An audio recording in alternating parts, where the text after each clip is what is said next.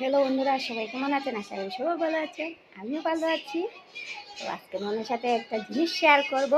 কি শেয়ার করব এখন তোমাদেরকে বলছি। এই দেখেন, আমার জন্য 3টা শাড়ি নিয়ে এসেছে উনি বলতে আমার বর। ওই একটা শাড়ি, ওই একটা শাড়ি, আর ওই আরেকটা শাড়ি, 3টা।